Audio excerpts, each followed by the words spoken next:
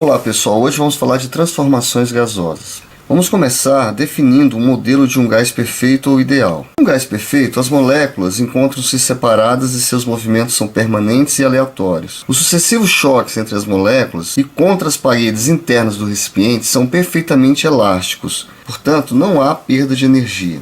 A pressão do gás é resultado dos choques contínuos das moléculas contra as paredes internas do recipiente. E as dimensões das moléculas são desprezíveis em comparação com o volume do recipiente. Um gás real ele terá um comportamento próximo de um gás ideal quanto mais elevada for sua temperatura e quanto mais baixa for sua pressão. As variáveis de estado de um gás perfeito são três: volume, temperatura e pressão. O volume de um gás perfeito é o volume do recipiente que o contém. A temperatura, como já estudamos, é a grandeza que mede o estado de agitação das partículas do gás. E a pressão exercida pelo gás é devido ao choque de suas partículas contra as paredes internas do recipiente. Nas condições normais de temperatura e pressão, CNTP, a temperatura absoluta é de 273 graus Kelvin, que equivale a 0 graus Celsius. E a pressão é de 1 atm, 1 atmosfera, que é aproximadamente igual a 10 elevado a 5 Pascal, ou 1 bar, ou 760 milímetros de mercúrio. Equação de Clapeyron. Essa equação relaciona pressão, volume e temperatura.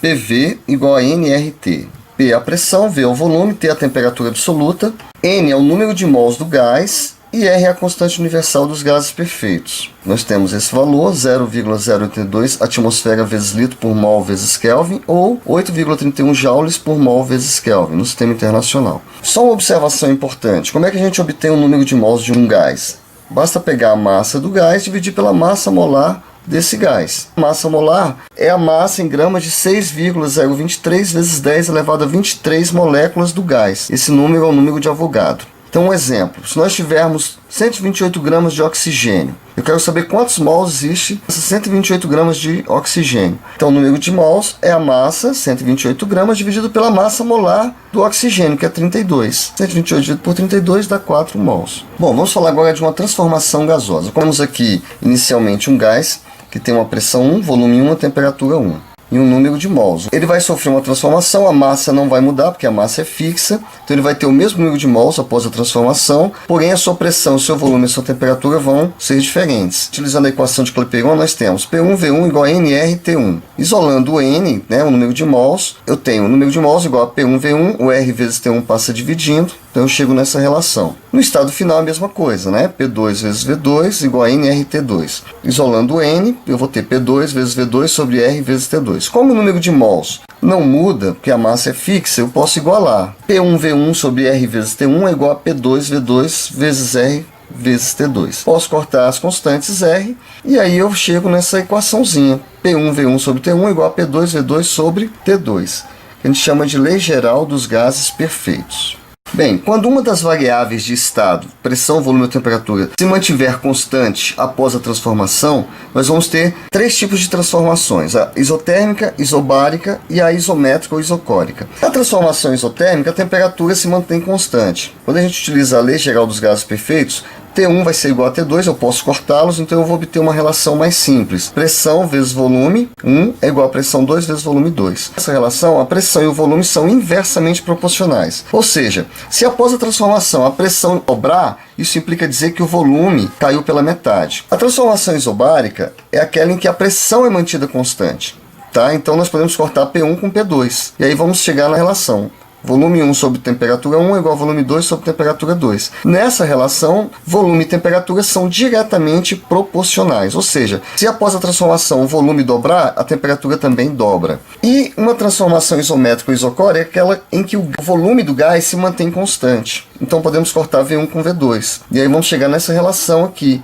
P1 sobre T1 igual a P2 sobre T2. P1 e T1 são diretamente proporcionais. Aqui nós temos três gráficos da pressão em função do volume. O gráfico de uma transformação isotérmica, uma isobárica e outra isométrica. Como nós falamos, a isotérmica é aquela em que a temperatura é constante. Então a temperatura nesses pontos aqui da curva T1 igual a T2. Nós falamos também que na transformação isotérmica a pressão e volume são inversamente proporcionais. Esse gráfico nos mostra isso. Para a pressão 1 nós temos um volume 1. Se nós diminuirmos a pressão, o volume então aumenta. Numa transformação isobárica nós temos uma pressão constante. Então o volume está aumentando, mas a pressão não aumenta. Transformação isométrica, volume que é constante. A pressão aqui está diminuindo, mas o volume se mantém constante, ok? Exemplo 1. Certo gás perfeito, temperatura de 25 graus Celsius e sob pressão de 1,6 atm, ocupa o volume de 20 litros em um recipiente provido de um êmbolo móvel. Caso o gás sofra uma compressão isotérmica, ou seja, você está comprimindo esse gás, né, empurrando esse êmbolo para baixo, reduzindo esse volume pela metade, qual será a nova pressão no interior desse recipiente? Olha só, como a transformação é isotérmica, então a pressão e volume são inversamente proporcionais. Portanto, se o volume cai pela metade, a pressão obviamente vai ter que dobrar. P1 vezes V1 igual a P2 vezes V2. P1 é a pressão no estado inicial, 1,6 atm. O volume 1, 20 litros, igual a pressão 2, que é o que nós queremos determinar, vezes o volume 2, que é a metade do volume inicial, 10.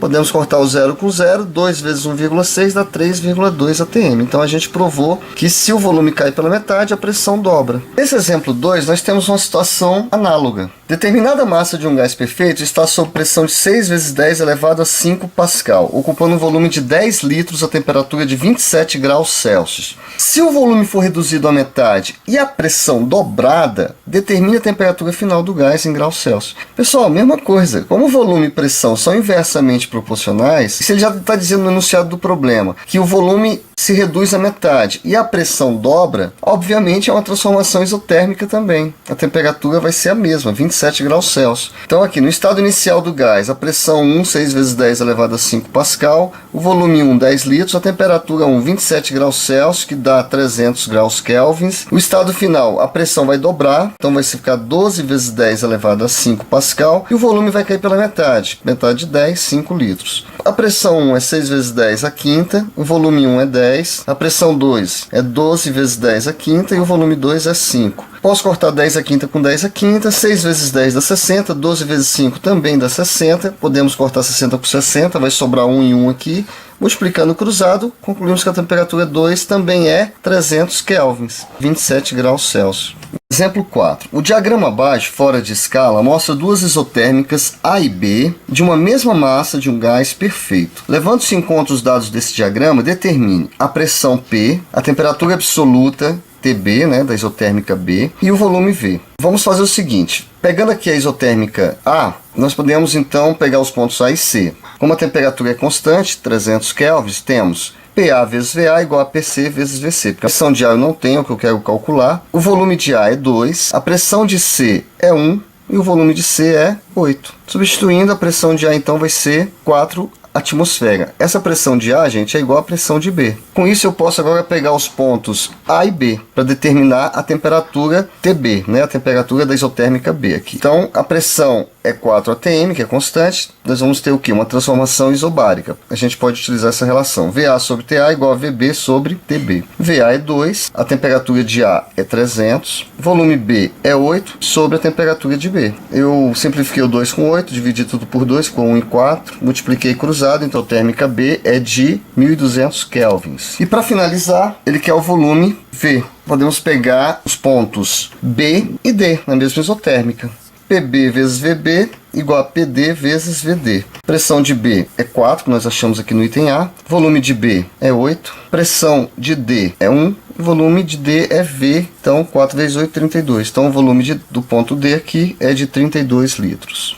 Exemplo 5. Determine em graus Celsius a temperatura de 2 mol de um gás perfeito que está no interior de um recipiente de 40 litros de capacidade sob pressão de 1,64 atm. Dado a constante universal, 0,082 atm vezes litro por mol vezes Kelvin.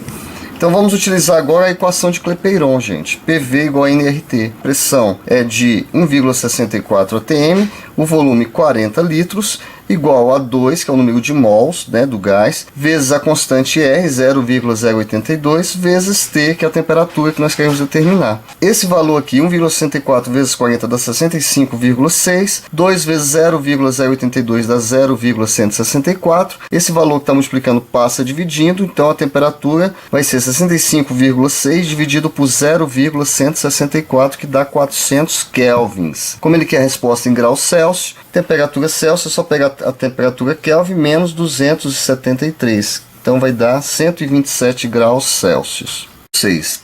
Na figura abaixo, o balão A contém certa quantidade de gás perfeito sob pressão de 2 atm. E o balão B, outra quantidade de gás perfeito, sob pressão de 3 atm. Ambos na mesma temperatura. Sabendo que o balão A possui o triplo da capacidade do balão B, calcule a pressão da mistura pouco depois de aberta a torneira que separa os dois gases, supondo que não houve variação de temperatura. A torneirinha está fechada, tem uma certa quantidade de mols, né? O gás A. E o gás B também, uma certa quantidade de mols. Quando você abrir essa torneira, os gases vão se misturar, então a quantidade de mol da mistura é a soma da quantidade de mol de A mais de B. Se nós pegarmos aquela equação de Clapeyron, PV igual a nRT, se eu isolar aqui o número de mols, eu vou chegar nessa relação. PV sobre RT. Vou colocar aqui o número de mols da mistura, P da mistura vezes o volume da mistura, sobre R vezes a temperatura da mistura. Isso vai ser igual o N de A, pressão de A, vezes o volume de A, sobre R vezes a temperatura de A.